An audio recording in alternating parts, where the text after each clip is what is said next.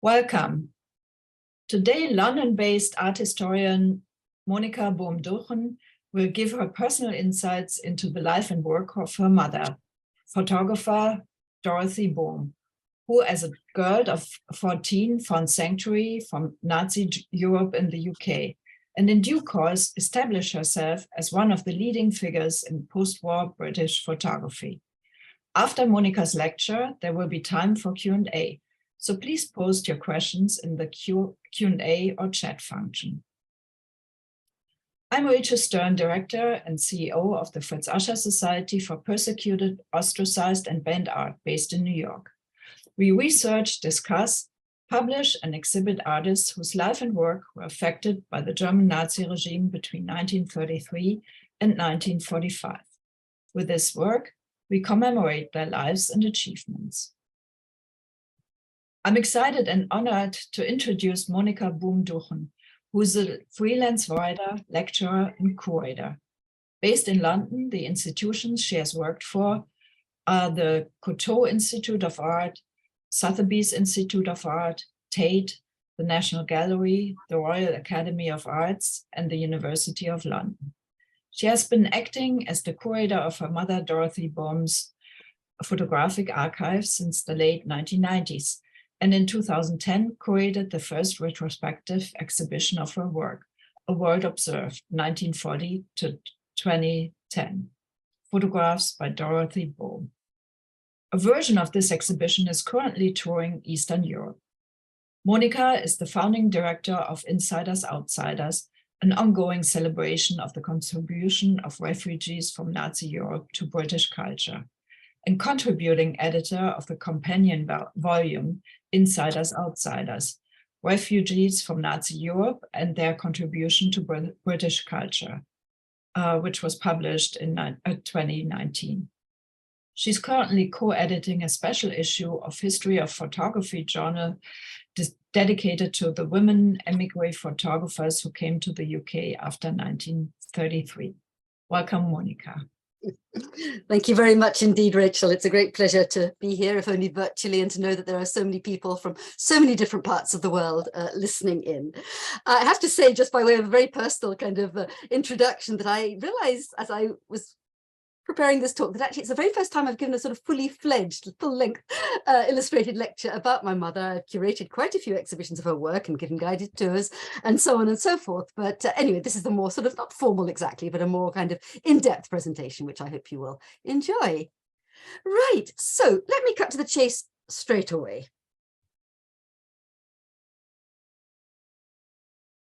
With a map, my mother, Dorothea Israelit, the name already tells you much about her, was born in Königsberg on the 22nd of June, 1924. Now, many of you, I suspect, won't have heard of Königsberg, or if you have heard of it, will perhaps not know exactly where it is. Hence, I start with this map. And then when she was 8 or possibly 9, in fact, we still haven't got the exact date on record, the family moved to a smaller town, which you can see within that. I don't know if you can see my cursor, but the kind of bluish, blue-grey circle I've superimposed on the map of Memel up at the top there, which was then called, which is now called Klaipeda. I myself am getting mixed up. Königsberg is now Kaliningrad, much in the news for rather sinister reasons to do with Putin and the Russian situation. But my mother used to say, and it's interesting again now that I'm older and wiser, you know, thinking back to the kinds of very few things she used to say about her childhood. But one of the things she did say is that, oh, the town where I was born doesn't exist anymore. And as a child, I really didn't quite know what she meant by that. But yes, it's now Kaliningrad, it's Russia. Then it was Königsberg and East Prussia, a rather fine town, ironically, almost completely destroyed by the British, the RAF, during the Second World War.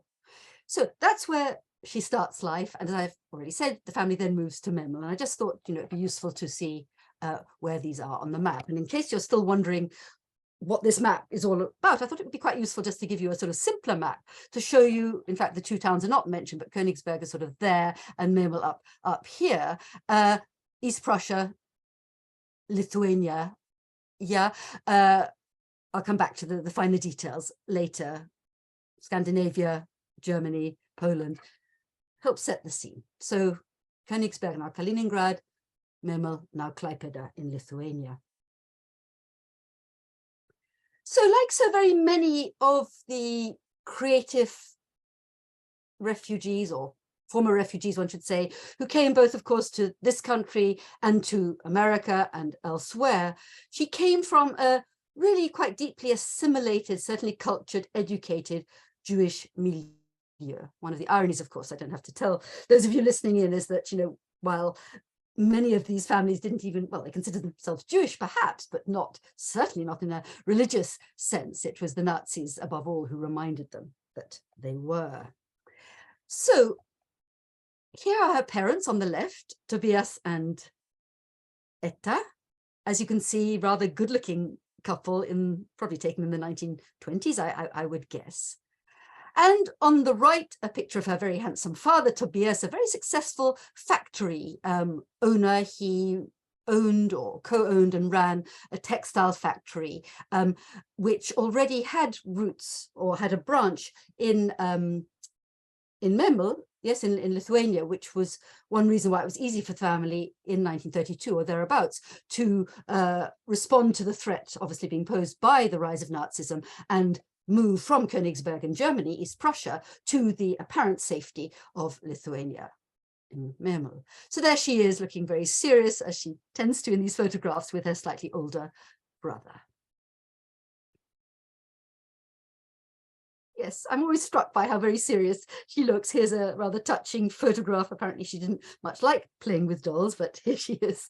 Still in Königsberg, enjoying a pretty carefree, and again, this is part of the course, one hears it again and again and again, a relatively untroubled, prosperous, contented, happy, normal childhood. And then, of course, things change forever. And I think these, you know, the contrast between these two pictures already speaks volumes. Here she is just before she leaves Lithuania, Memel, for good. So as I say, the family's already moved once, but then things get harder and harder and more dangerous and more dangerous. And if I go to the next slide, I think this again speaks volumes without me saying too much, but it is worth just dwelling on this for a little while, because I think a lot of people don't know the rather complex history of Memel and Memelland, the kind of district of Memel, as it was called. It was in March 1939, in the very last so-called land grab that the Nazis enacted before the outbreak of the Second World War, that they marched into and indeed occupied the town of Memel. And well, the writing was on the wall. There was a very large German population already in Memel, and I should have said before that my mother's family was essentially a German family. It was German speaking. The cultural and linguistic milieu was emphatically German. And her grandfather obviously saw the tide of, of change coming. He was already on the blacklist, apparently, for those, being likely to be targeted by the Nazis. And this terrible, but also sort of deadpan photograph, I think, tells us a pretty good, sort of gives us a pretty good idea of what is happening at this time. What does happen, perhaps ironically though, is that, well, in the first instance, the family actually moves eastwards to a town called Šiauliai, which is smaller and even less well known than Memel, but it's inland away from the Baltic coast, and thereby was considered safer by not just the Israelit family, but by many other Jewish families besides. And it was from there that my mother, having been preceded by her brother Igor in that earlier photograph, a year older, who'd come to England a year earlier, she was sent to the safety of England by her parents. But I'd like to just dwell, well, perhaps I can go now to the next rather, well, again, very poignant photograph. Here she is. Soon after her arrival, she came to this country in June 1939, and I'm sure I don't have to remind you that war breaks out in September of that year. Her birthday's in June 22nd. She's 14, just on the cusp, quite literally on the cusp of turning 15, when she is so utterly uprooted. And this photograph, I think, again, speaks volumes without my saying more.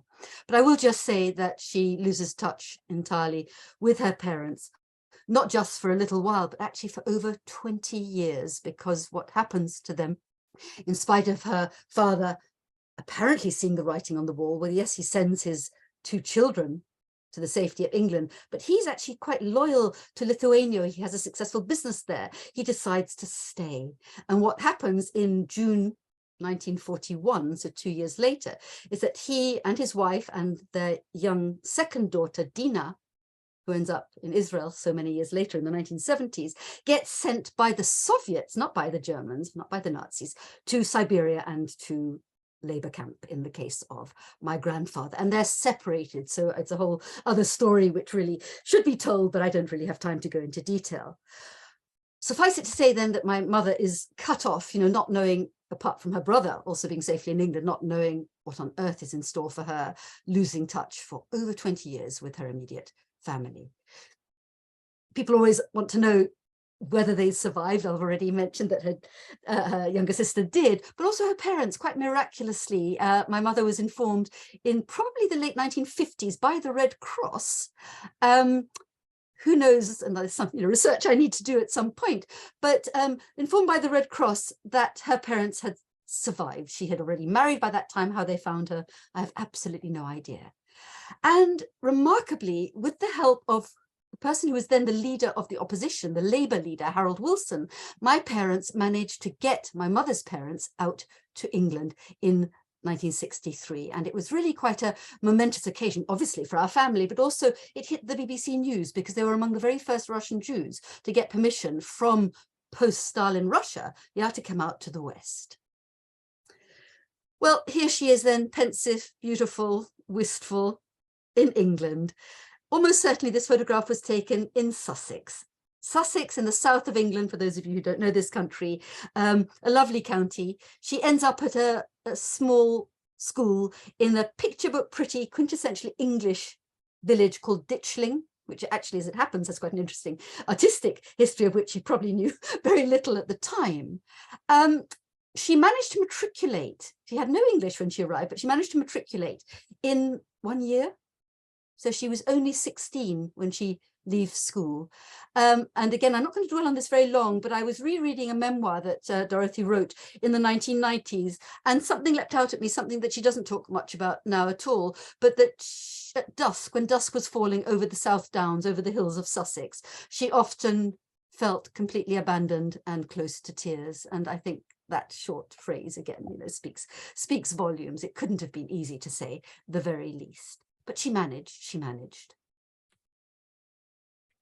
And here you have a very different photograph of her, aged 18, much more confident, a professional woman, after all, as you can see, wielding a camera already. So let me fill you in about what happens next. She matriculates from school. She's been cut off without any money. It had been an affluent family she came from, but money was no longer available for her further education. And apparently a cousin of her father's, whose wife had been apparently, and I've been trying to find out more about her, somebody called Eva Zilberman. If anybody in the audience has come across her, please let me know. She'd been a Bauhaus photographer, apparently, not Jewish, refused to divorce her Jewish husband, in other words, the family cousin, and actually was killed by the Nazis as a result. But the cousin had made it to the safety of England, and apparently he said to my mother, age 16, the tender age of 16, "Oh, I've noticed you're quite observant. Have you ever thought about photography as a career?" Well, she apparently had rather wanted to be a doctor, but the wherewithal, the practical, the finances were simply not in place to enable her to do that. So she wonders if this is something worth investigating, and she's introduced to a woman who, again, I would like to mention, somebody called Germaine Canova, a very, very interesting woman in her own right, who had a successful portrait studio in Baker Street in the centre of London, half Czech, half French. I have a friend in Montreal who, as we speak, is doing some really fascinating research into Canova, and I look forward to hearing more about that in due course. Anyway, apparently Dorothy, she was actually very taken by what she saw, and she realized for the first time that actually photography would be a career worth pursuing. But again, fate stepped in, and the Blitz on London started, and Germaine Canova, like so many other individuals and businesses, decided it was safer to evacuate, to leave London. So that was one avenue kind of cut off to her. And so instead she decides to go to Manchester, where her brother Igor was already studying, University of Manchester, to study what was then called photographic technology. And here she is, in fact, already newly graduated, I think, from that, because once more, she does the course in record time. She must have been so driven, so determined to make things happen for her as quickly and cheaply as possible that she did things in record time. So she studies photography in Manchester. And let me just give you a sense of what she's doing at this time. These I find actually very beautiful. These are student works, quite unlike actually anything that she was to do in the first few decades of her professional career. But the still life motif, as we'll see, is something that she comes back to with a vengeance in later years. Lyrical and actually quite unexpected, how to make something beautiful of a smoking cigarette. And here are three other images from the early 1940s. Now, she has said that partly, I guess, because of the war situation, they weren't encouraged or indeed weren't allowed to photograph outside. So I do wonder whether these were perhaps taken after she graduated. But they're interesting. I think on the one hand, if you look at the image on the bottom right, it shows a kind of sympathy and empathy for ordinary working people, which will become very much the hallmark of her later black and white work, as we'll see, but also a kind of almost modernist, almost Bauhaus-like sense of geometric design and structure in these other two images of a textile factory, such as her own father had run so successfully in Lithuania. And this is the point at which I need to bring my lovely father in, who sadly died in 1994. They were a devoted couple. They met when my mother was only 16. And I think I can say without shedding a tear, although it's sometimes hard not to, that he was of Polish Jewish origin. He'd come at the age of 18, traveling through Europe on Kristallnacht, apparently. They met in Manchester. He was studying chemistry. And he'd left behind his parents and his younger sister was exactly my mother's age. And Mum was young and innocent. I think there's absolutely no doubt that initially, at least, the relationship, which, as you can see, was a very tender and lovely one, was, rooted in this kind of sense of sisterly, brother-sister affection, perhaps in the first instance. He was hugely supportive, and yet she was also supportive of him. And I think this is very important to state for the record. On the bottom right, you can see him in front of what was called Studio Alexander, the studio that my mother was able, with the help of a loan from a family friend, to set up immediately after the end of the war in 1945 in the centre of Manchester, a portrait studio. Now, she'd actually won a prize for portraiture, apparently, as a student. This is where she first kind of flexes her muscles as a professional. And indeed, it was very successful. She had, prior to this, she'd worked for somebody else, also in central Manchester, but she was determined to make a go of it by herself. And moreover, it was she, after they got married, who was the breadwinner. And I have a feeling that at the time she just did it because it's something she could do and wanted to do. But of course, she was very much a trailblazer in that respect. So I'd like to now just show you a few, images of the work she does in this studio context. I think it's telling, isn't it, to look at both these images in tandem. She's mentioned that Erica, the beautiful young woman on the left of your screen, was a fellow refugee, whereas, as you can see from the caption, the one on the right hand, coloured incidentally by somebody else, was a pretty Manchester, a local girl. I mean, look at the melancholy, the introspectiveness of the expression of the girl on the left compared with the more, don't want to be rude about Mancunians, they're lovely people, but it's a different life story, isn't it, that's written into their faces. And I think this is something that my mother was very aware of as she took these photos. She took many of children, of returning soldiers. It was a successful enterprise. She also occasionally took fashion images. It wasn't something she made a speciality of, but I think the few that have survived are indeed, as you can see, rather stylish and striking. But then there's another very big shift in her life and in her career. So she's running the studio in Manchester. Manchester in the 1940s was not a beautiful place, I think it has to be said. But in the late 40s, after the end of the war, my parents are able to travel to a small village called Ascona in the Ticino, which is the Italian-speaking part of Switzerland, not far indeed from the Italian border, which again has a very interesting cultural history, which wouldn't have been known to my mother at the time, but had become a kind of haven during the war, or rather before the war, I should say, for anti-fascist German-speaking artists, and indeed its artistic story predates that. I, again, mustn't digress too much there.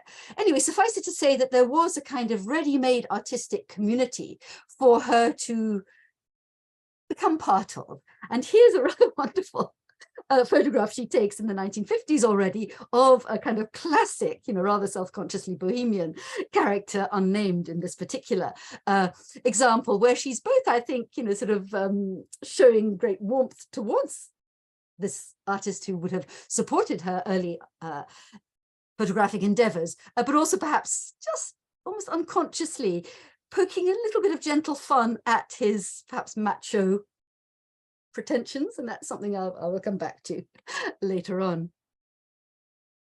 Anyway, it was in Ascona that for the first time she discovers the delights of working outside the studio in the open air.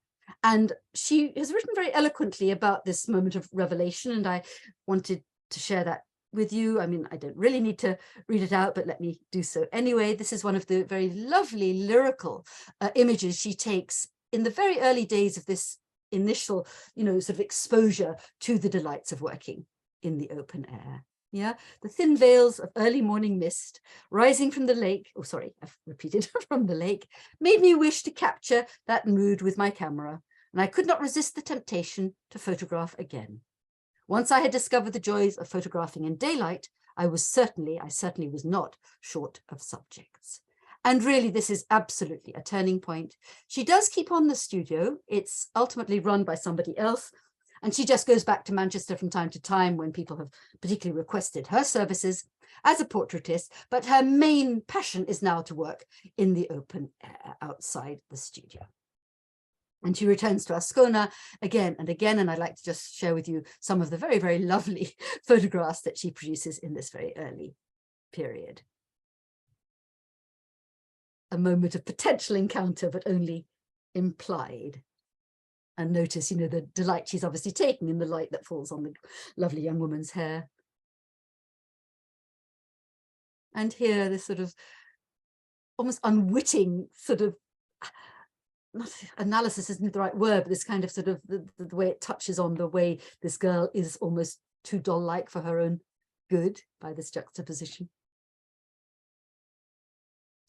And sometimes unpeopled images as well, quiet but eloquent.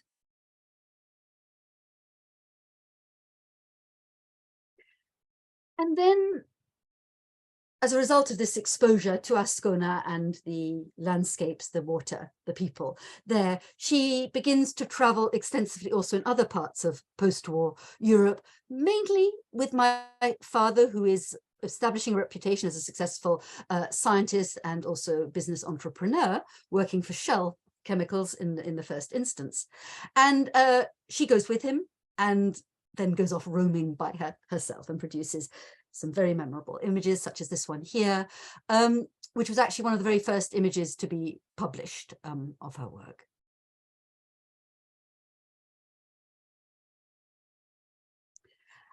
And then there's Paris. In 1953, this one actually relates to an earlier visit.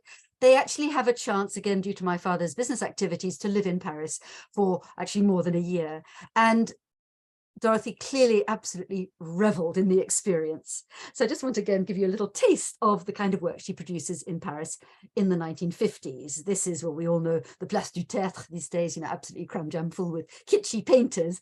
And here she is, again, quite sympathetically, but also just a tinge of, not irony exactly, but, sort of gentle mockery of this, very, very self-consciously sort of bohemian artist at his easel with the three other men looking solemnly on. Street urchins in Montmartre, Apparently here she was with her brother, who was fooling around to distract them, and she's off camera, as it were, but hence the fact that they're looking in that direction. All classes, I mean, from raggedy street urchins to obviously a very different social class of child. This absolutely delightful but never sentimental image of a little girl dressed up in the Jardin des Tuileries. The poodle, of course, almost as big as her. And you'll notice already that children form an absolutely recurrent and very frequent leitmotif in her work. But not just the people of Paris, but also the beauties, more or less unpeopled. This one here has become quite a classic, this kind of unerring sense of composition that accompanies and underpins her interest in the human condition. And then New York. Quite soon after returning, they returned briefly to London, and I have to say sometimes the chronology is slightly fuzzy still, but my understanding is that they came back to London, or came to London fairly briefly, and then my father was offered a chance to live in America, in New York for a while. And since the Fritz Ascher Society is based in New York, I thought I would dwell for a few moments on that work. Here again, you can see this wonderful, and it is instinctive. It's certainly, her images are never planned. They are essentially intuitive. She never ever theorizes about her work. She does sometimes talk about it, but she never theorizes. And I've seen her, more recently in action, and I can vouch, from first-hand observation that it is almost entirely an intuitive process at work.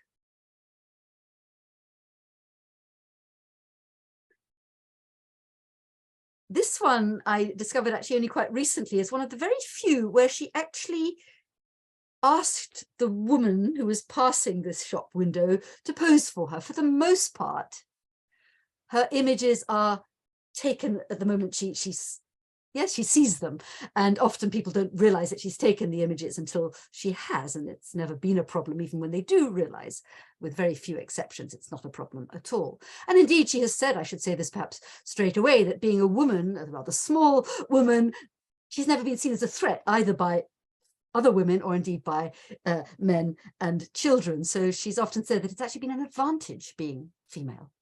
But in this case, apparently she did see this glamorous fur-clad woman, obviously, looking perhaps quite longingly at the bridal shop window, and she was taken perhaps by the juxtaposition and asked her to stand there for a moment, and then she takes this picture. I should also say, again, I know this for a fact, that particularly, well, always actually, but if you think about it, she's emerging as a professional in the post-war period. There's still rationing of, well, food, never mind photographic materials, in England. She's using a Rolleiflex camera with 12 exposures. She's got to be very, very economical in the way she works. And I guess it was a blessing, really, because it forced her to be very, very disciplined, not just to take lots of shots on the off chance that one might be the right one, but she was judicious. She only, and she said this herself, she only takes a picture when she thinks it's going to really work. So at most there would be 1 or 2 or 3 images of a given scene. Humor comes into the work. I think you saw it in the street urchins in Paris. Here's a lovely one, always makes me chuckle, taken in New York at the time they were living there. I don't know if you see guys like this on the streets of Manhattan anymore, but there he is. This one's a powerful image, I'm sure you'll agree. And for the most part, we don't give descriptive titles to her work. We tend to just give the location and the date where possible. But in this case, she has, revealed, or she remembers that it was, well, obviously a policeman, and the child was lost. And clearly the policeman is, I guess, trying to help, but there's this tremendous sense of psychological tension, isn't there, and physical unease between the white policeman and the black boy, which I think, again, is very, very eloquent. And we'll come back to this sort of sympathy with Black people later on. The images are never political, but there is sometimes a kind of political subtext to them. Now, it was in, when they were living in New York, in fact, my mother apparently would go off again, interestingly, in the mid-50s, for a woman by herself. She would take Greyhound buses, the cheapest way to travel, and literally travel around America by herself, taking photographs. They also, though, went to Mexico for the first time in the mid-1950s while living in North America. And I thought it would be interesting to show you just two of very few surviving color, very early color experiments, really. I think she used aquachrome. Don't quote me on that, but I think that's right. There are also one or two images taken in New Orleans, down in, of course, the southern United States, but mostly in Mexico. And they're rather beautiful, as you can see, again, with an uncanny eye for the right moment, the sort of striking composition, but color used in a very subtle, almost washed out, sepia-like kind of way, perhaps as a reflection of the technology available at the time, and a very far cry, as we'll see shortly, from the color work she was to produce from the 1980s onwards. But clearly already she was interested in the possibilities of color. This is one of my favorites. You will already have a sense of the wide geographical spread of her work in this period, and indeed beyond. They traveled widely. The moment that passes, I mean, look at that, just perfect. Southern Spain in the 1960s. And similarly, in fact, in this case, this has become also rather a classic, as has the one I've just shown you. She talked about being in Lisbon and looking down at the castle high up on the hill in Lisbon, and being intrigued by the shapes of the staircase and the tree and the lamp, and realizing that something else was needed. She waited, and then very obligingly, not only the woman and child, but also the dog move into her line of vision, and then she takes the picture. Now, Israel, I think for this audience, it will be of interest also to dwell for a few moments on her very intimate and personal relationship with Israel. One thing I didn't mention earlier is that her father, Tobias, was an ardent Zionist. He didn't make Aliyah, but he encouraged others to do so. He was involved with Bar Kokhba and Maccabi, the sports clubs in pre-war Lithuania, a very, real mover and shaker in pro-Zionist circles in Eastern Europe. I've already told you a little bit of what happened to them, but other members of her family did indeed make the move pre-war to what was then Palestine. And also on my father's side, his father, who I haven't mentioned yet, actually managed to escape Poland, leaving his wife and daughter, my mother's age, daughter behind, and made it to Palestine via apparently Turkey and Italy. And to this day, again, I need to find out more. I don't know how that worked, but it did. And he survived in Palestine. And ultimately, my parents managed to bring him out to England. He was not a well man. But I should really just say this for the record, neither my father's mother or his sister survived. We think that they died in the Warsaw Ghetto. So Israel clearly, for my mum, as for so many other Jewish people, in the 20th century was not a country like any other. And I think her early pictures of the newly created state of Israel are particularly interesting and particularly poignant. I personally absolutely love this one, the sense of affection between the generations, no doubt the grandfather and his rather handsome, young, brawny, grandson, both of them, however, cultivating the land in the new state. They pay many visits. In fact, they go to Israel, well, 1950, just 2 years after the state was created. And then there are many subsequent visits, as the next few images will reveal. This is quite a lot later, but it's a reminder that even 1970 figures almost from, Fiddler on the Roof still existed in modern day Israel. But equally, there's a very different side to the Israel that she portrays, images of hope, of the future. She tells the story of how she actually went down on her knees, to take this photograph, and the little girl in the front was rather affectionately and comically imitating her. So you get this lovely sense of intimate contact between the photographer and her subject here. What is also nice about this early image is that apparently in Haifa, as you probably know, there is it's a rare example of relatively peaceful coexistence between the mostly Christian Arabs and the Jewish population. These kids were apparently both Jewish and Christian Arabs. So, you know, that kind of unspoken subtext adds another dimension to it.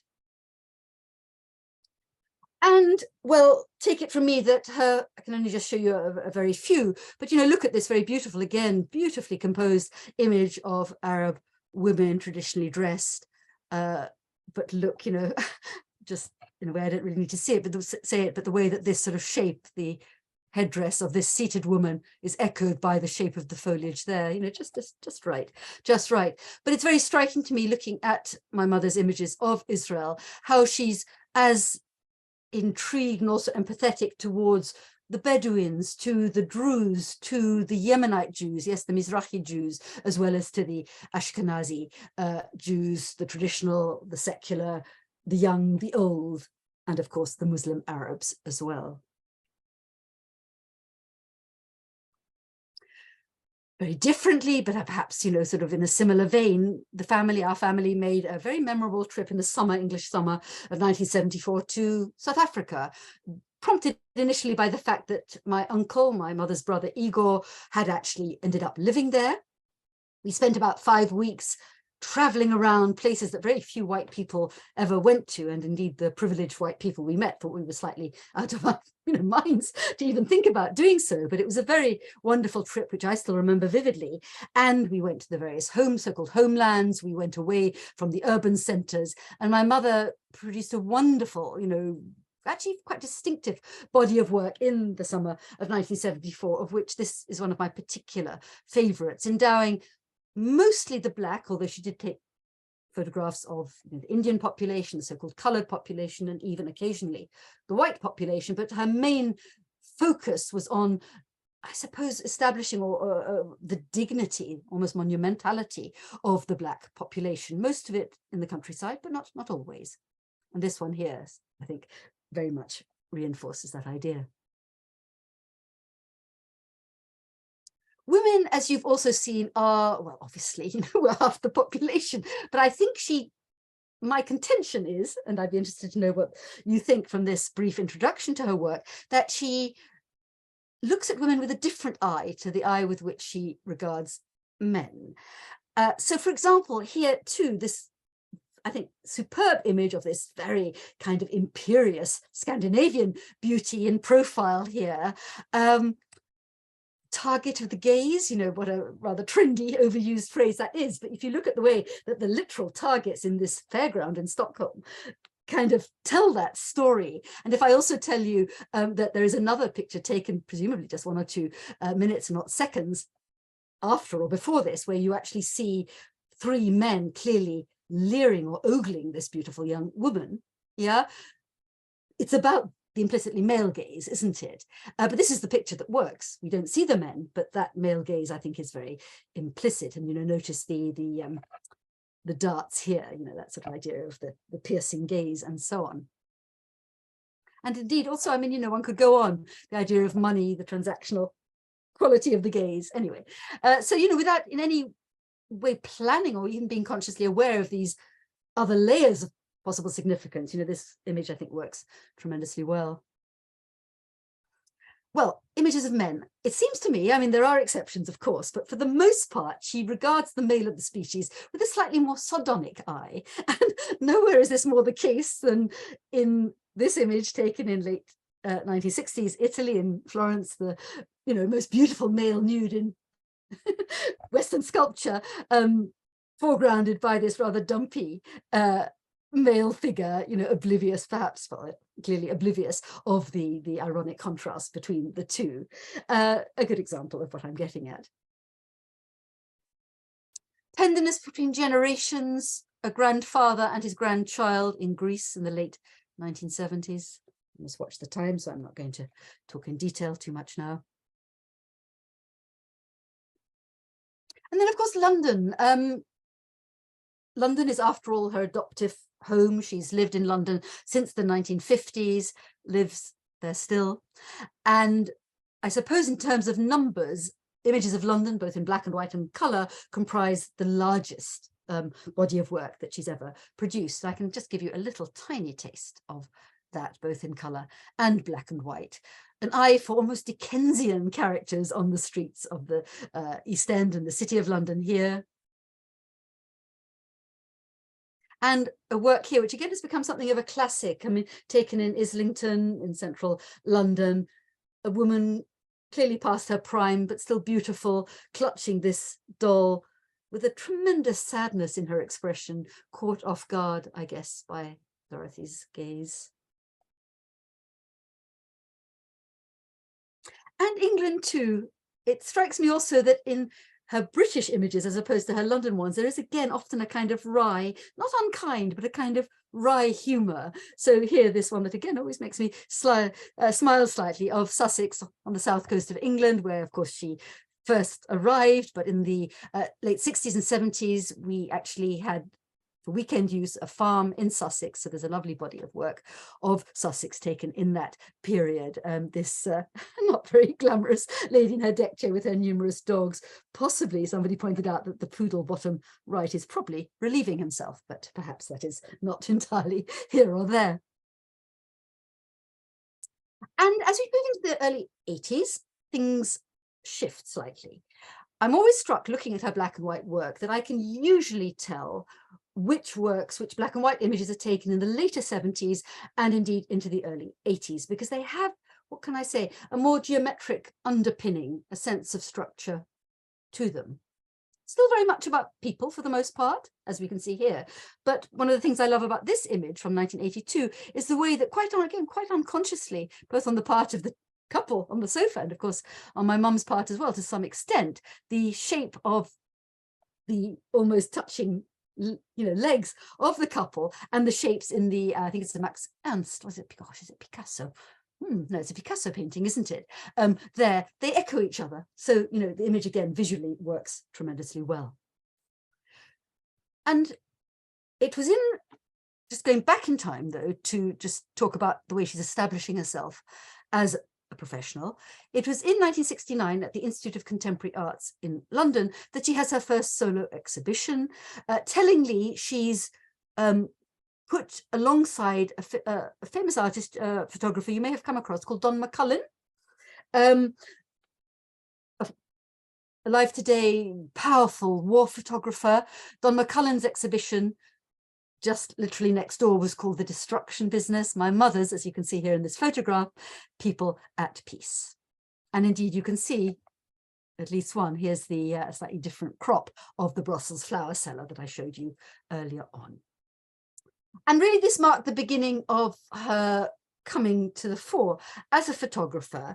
And in the wake of this exhibition, she was put in touch with a woman called Sue Davies and encouraged together to found the first ever in Britain photographers gallery, and that opened in 1971. And she's often not given enough credit for this, I have to say, but there's absolutely no doubt that she and Sue worked very much in tandem as a very, very kind of fruitful partnership in making what was to become really the most important, and still today it exists, it's moved premises, but one of the earliest and truly important photography galleries in this country and possibly in the world. So she's moving kind of, having had no real contact with other photographers in the past, it was with painters that she generally consorted. She's now moving into the more public world of photography. The other thing that happens is that as a result of the 1969 exhibition, a publisher is interested in publishing the first book about her, which appears in 1970. As you can see, it's called A World Observed, which is the reason we call the later exhibition A World Observed. Had a foreword by a very eminent and wonderful man called Roland Penrose, who was involved indeed with the founding of the ICA. And also, just by the way, also very active in the 1930s in helping refugee artists come to this country. That's a kind of side comment, but an important one. So her first book, one of many to follow. I won't read this out, just take a quick read of these.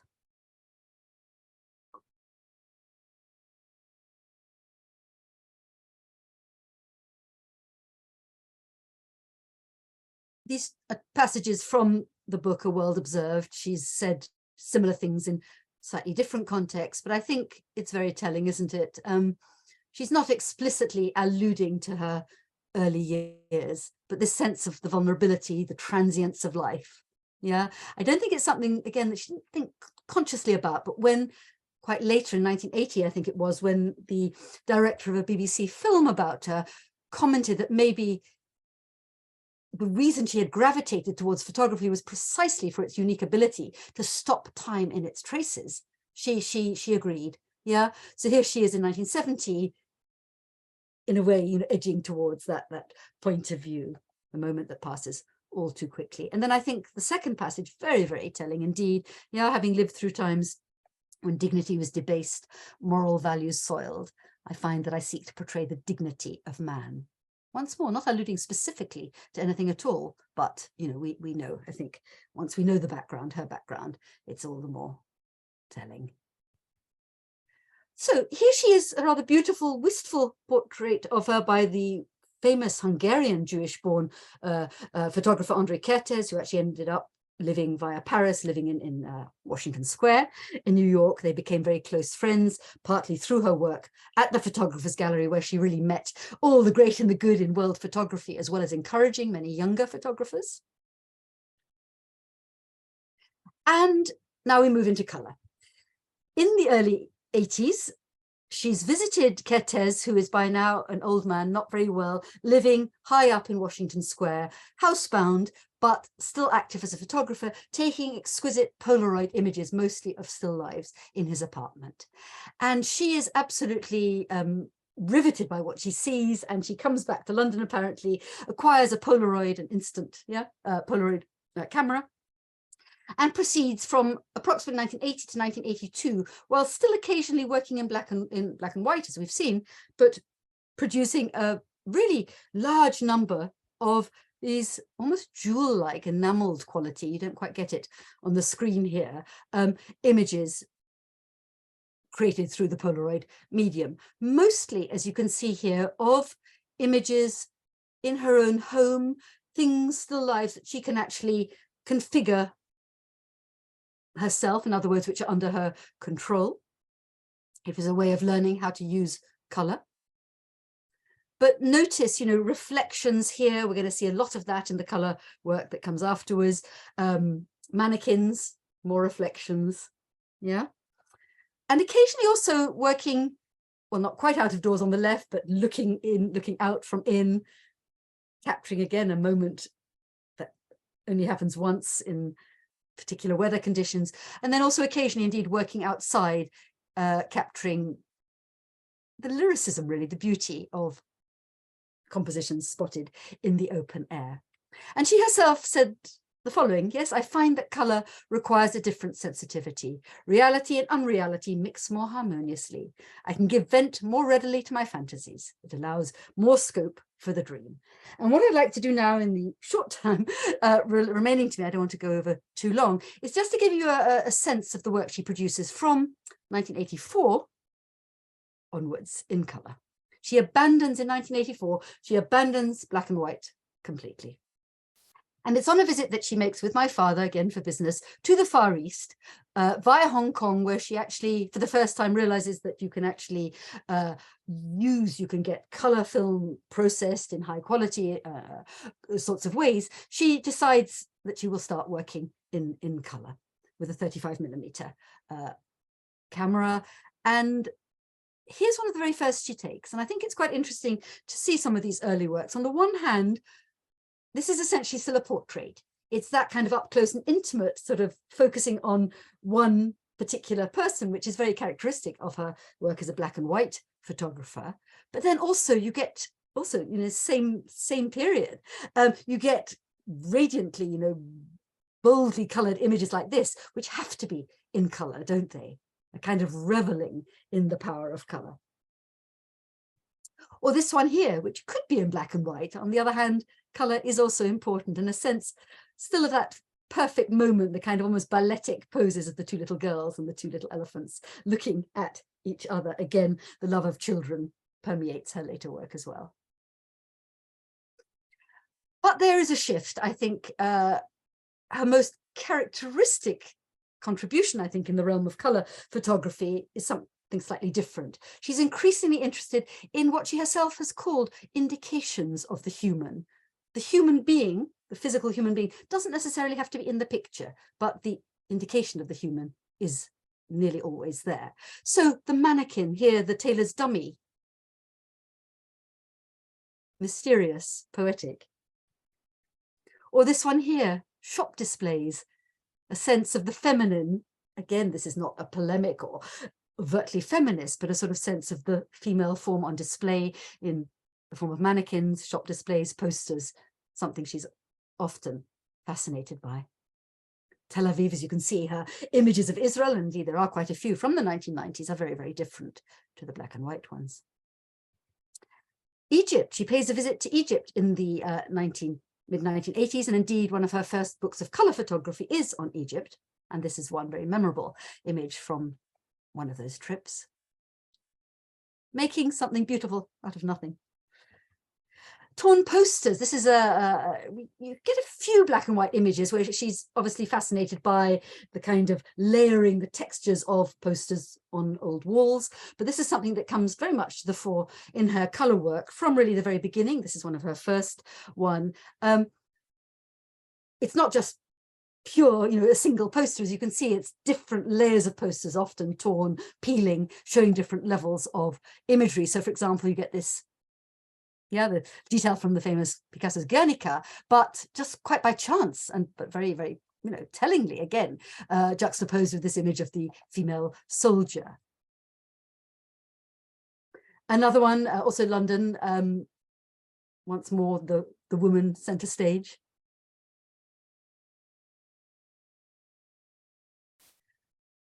Again, I mustn't go on, I'm looking at the time, no time to dwell on this, but this is a wonderfully complex image, I think, taken in Camden Lock Market, for those of you who know London. The woman, at first you hardly notice her, the kind of papier-mâché model of the woman, and the male figures framing her. This one is one of the most complex of the lot, taken in Paris metro station, but it seems to me it's very much about, again, quite unconsciously, you've got the woman in a sense in command, we share her gaze, but look, it's the three ages of man, isn't it? It's the school kids, she's, I suspect, looking at this hulk of a young man in the poster in the background there, and then coming from off stage, as it were, the elderly gentleman literally walking into the picture. So a sense of symbolic meanings that are clearly only intuited at the time of taking the picture. A sense of mystery for sure. I frequently walk down this Covent Garden Street, and I have never, ever, I have to say, seen it remotely looking like this. It's almost a surrealist image, isn't it? A la Magritte or de Chirico. Here too, I mean, what are we looking at here? It's a grubby old plastic tarpaulin, sheeting. They are protecting the newspaper vendor in Lisbon from the elements, but look how wonderful an image she creates out of it, and how mysterious. And one of the simpler images, yes, again, play of light on a building in Switzerland. Still life, I started off, didn't I, with those very early still lives, and it's interesting that she doesn't do much still life, perhaps in the 50s and 60s and 70s, but in the 80s, with the introduction of colour, it comes back into her consciousness as a sort of fertile subject. And it's very varied, but I just wanted to show you one or two examples. Here's Venice, reveling in the play of light and the shapes of on the island of Murano, known for its glass blowing. And here an image from the farm we had as a second home in Sussex, and I think I'm right in saying that this was actually taken very shortly before we gave the farm up, and that sense of the broken eggs, which she must have put there. I mean, not heavy-handed symbolism, but a sense again of that vulnerability, the transience of things created, into this wonderful, eloquent composition. And just coming to a close now, you may be wondering, did she ever go back to the part of world she was born in? Well, one answer is no, but actually almost. In 1999, I was actually invited to give a lecture in Minsk. Well, not in Minsk, actually, in Belarus, of all places, about Chagall. It's another story. But my mother insisted on coming with me, and we decided to fly to Vilnius first and then cross over the border by land to Minsk. And we spent a few days in Vilnius, a very beautiful town, as you may know, and she took quite a few photographs. And I have to say, I recall arriving quite late at night, I think it was, at Vilnius airport, and there was a map of present-day Lithuania that greeted the arrival of visitors. And she got quite excited, I think in spite of herself, when she saw the name Klaipėda, Memel, on that map. So in sum, Vilnius is the closest she got to actually physically going back. But she did take a number of rather beautiful photographs, such as this one here of the Contemporary Art Gallery in present-day Vilnius. And I just want to add to that, as I think Rachel mentioned at the very beginning, there is a small version of the retrospective that I curated of her work in 2010. At this moment, touring Eastern Europe, it started in the autumn in Kaunas, in Lithuania. It's now in Riga in Latvia, where indeed my grandparents were living before my parents got them out to England. So there is a direct personal family link there. And it will, in fact, in the autumn be, believe it or not, quite serendipitously be going, I was going to say go back, in a way that's perhaps the right way to put it. It will be shown in Klaipėda, the town where she grew up, as part of a fairly newly created cultural Jewish festival taking place in that town. So it is, quite strange and rather wonderful how things work out. As for Germany, well, I think you can probably guess, and again, this is a feeling shared by many, in effect, survivors, not a place that she was at ease in ever. She did go to Cologne to Photokina, I believe, in the 1950s, but beyond that, fought shy of going to Germany. We never went as kids, but we did in 1906. We actually were invited to Berlin because a version of a Paris exhibition she had, firstly in Paris, went to Berlin, and my sister and I and my mum went there, and we were treated, I have to say, she was treated like royalty. It was suitably disconcerting. And she did take not many, but a few rather wonderful photographs. And here is one taken inside the magnificent, architecturally stunning extension to the Reichstag. And I think it's, everything else aside, it's a very good example of how she has this uncanny ability to create a satisfying composition of something that is actually rather chaotic, difficult to make a satisfying composition out of. And finally, well, this is I've already mentioned this is the cover of the exhibition that started life in Manchester in 2010, very appropriately, because it's there that she first emerged as a photographer, spanning, 70 years of work. But she actually has carried on well beyond that. The last photograph I think she took was in 2016. And here she is, not taken yesterday. She's now 98, going on 99. She's going to be 99 in June this year. But this is a lovely photograph taken by my partner, Richard Stoller, of my mum in 2015. She was still taking pictures at that point. Yeah, amazing, long, long career. And I'd just like to end, if I may, with another quotation, which I won't even say anything about because, well, again, it speaks for itself and it picks up on themes that I hope I've already introduced you to. Order out of chaos, stability in flux, and beauty in the most unlikely places. I'll stop there. I'm sorry I've gone on slightly longer than I intended to, but of course I'm very happy to take any questions or hear any comments you may have. I'll stop sharing, shall I? I think, yeah. Thank you so much, Monica. That was an information-packed lecture and really, really inspiring. And I think we all would love to see more. And that's what we see in the many comments. Also, amazing talk, and that your love and admiration for your mother looks through, your lecture and your portrayal. We have, before we come to the photography, there are a few questions about her early childhood, like what happened to her brother, and does your mother have any memories of her early years in Germany and the changes when the Nazis emerged? Okay, well, the brother story is relatively straightforward. I think I mentioned very briefly that he was actually sent over a year before my mum was to a boarding school in Brighton, again in Sussex, in the south of England, and then went to Manchester, which is the reason she also went to Manchester. Then eventually ended up living most of his life in South Africa, hence our trip to South Africa in 1974.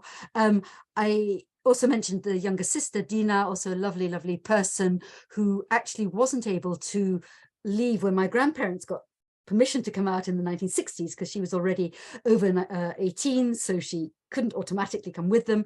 She remained in Riga, in fact, and then eventually, well, in due course, married my uncle Avraham, or Avrik, who sadly died only very recently, who was actually at the time an ardent communist. He didn't actually want to leave, but in due course got disillusioned. And as I think I also mentioned very, very briefly, in 1973, they and their small sons actually made Aliyah. They made their lives in Israel thereafter. In answer to the other question, it's something that intrigues me a lot. My mother has said again and again and again that she remembers very little about her childhood, almost nothing about Königsberg, fragments of memories. I mean, she was very young. She was 8 when she left Königsberg, but she remembers, for example, being taken by a governess, I guess it was, or a nursemaid, to the castle grounds. I mean, Königsberg was actually a rather beautiful town. The castle is long gone, but little fragments of memory like that, but very, very little. Mm-hmm. Perhaps more perplexingly, she says, and it's perfectly genuine, I think, she doesn't remember anything much about her school days in Memel, in her German-speaking gymnasium. She kept in touch. There are a few people who survived and she's kept in touch with. We've gone back, my sister and I, recently, and my sister even took a photograph of the building we believe was actually her school, and she says, no, I don't remember it. Does one block certain things out? I think the answer is almost certainly yes.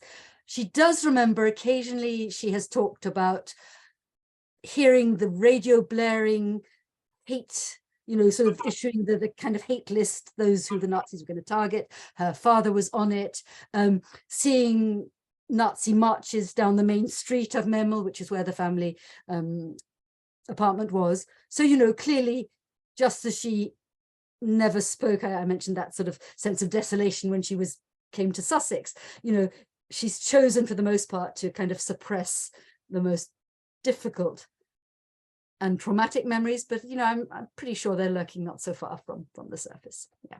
Mm-hmm. Mm-hmm. And Joe is asking, did she come to the UK with a Kindertransport or independently?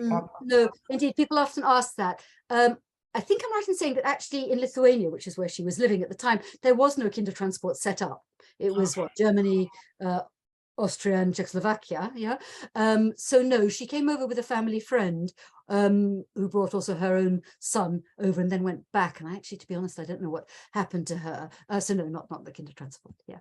Okay, yeah. And then Susan is asking now, talking about the photography a little bit, and we are going a little bit over time, but I think there's so many questions and comments that we should spend a little bit more time together. Susan is asking whether Dorothy printed her own photos. Yes, again, a good question. The simple answer to the black and white is yes. I mean, after all, she trained, as a photographer, and it's worth saying that the course, it was a technical course above all.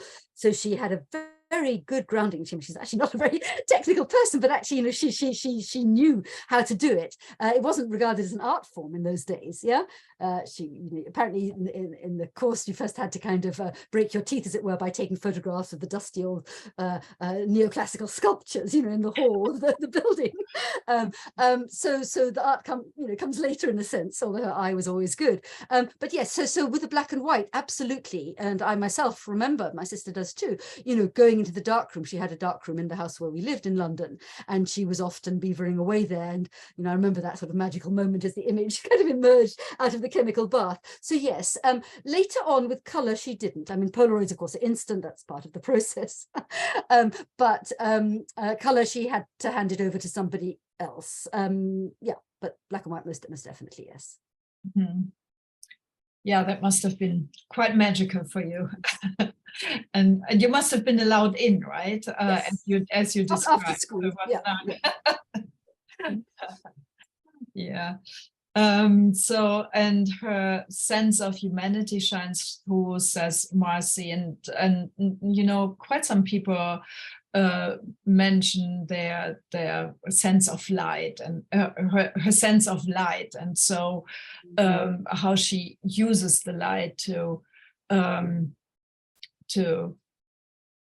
dramatize, I guess, the image, and how her people have dignity, especially in connection to the South African woman, how she, you know, portrays her.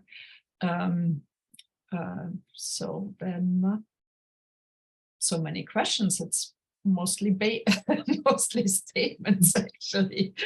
Perhaps I can just fill the gap, as it were, by saying that if you want to find out, well, if you Google Dorothy Bohm, quite a lot comes up. There was a lovely article just recently in the Financial Times, which is nice because it has photographs of my mother taken recently, and also of her talking recently. There's also a website, if you just again Google dorothybohm.com, it'll come up, and also for next year, which will be the centenary of her birth, I'm working together with a number of fellow curators to making sure that there are going to be a number of exhibitions happening both in this country but also in Italy, all being well, in Israel, possibly also in Germany, and also a book. Prestel, the very prestigious art publishers, I'm delighted to say, has just confirmed they want to do a new book on her. So this is all most wonderful. That is wonderful.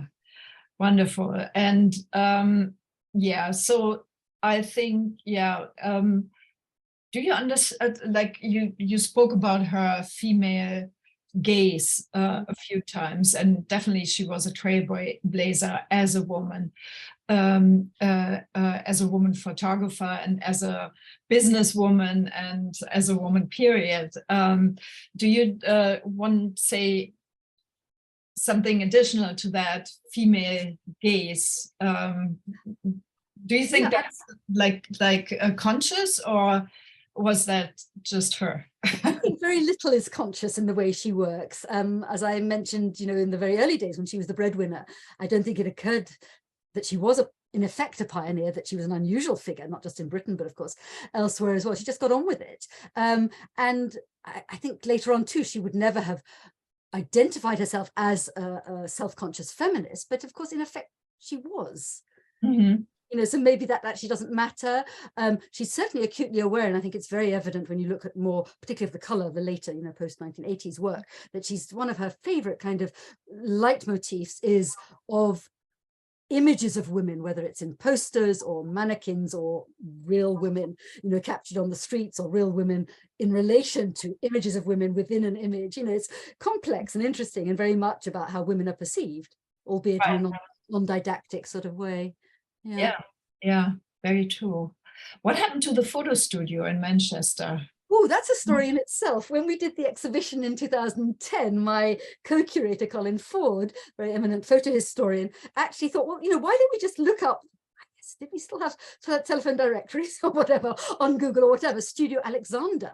And lo and behold, it still existed. I think since then it's folded.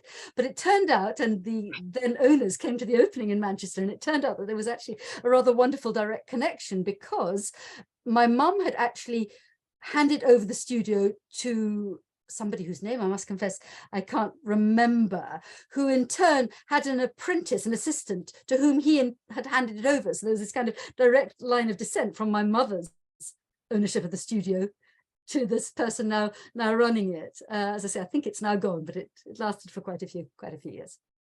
That's good. That's good.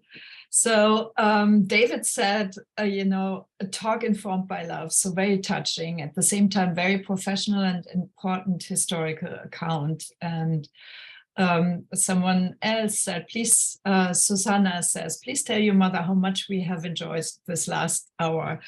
And so thank you so very much, Monica. I want to actually conclude with a few words by your mother that I found as I was preparing today's event. In this long life of mine, I've seen the tremendous progress that women have made, she says. It's wonderful what they've achieved. I'm leaving behind a world that is very different. But Bohm's greatest wish in a world where billions of images are carelessly created every single day is more poetic than political. Slow down and take the time to really see the world around you, she says. Look through your eyes rather than your phone. Thank you so much. Thank you very much. That's a lovely, lovely point at which to end. Thank you, everybody, for listening in, and all the very best. Thank you so much, everyone. Thank you, Monica, again. And everybody take good care and be well. Good night.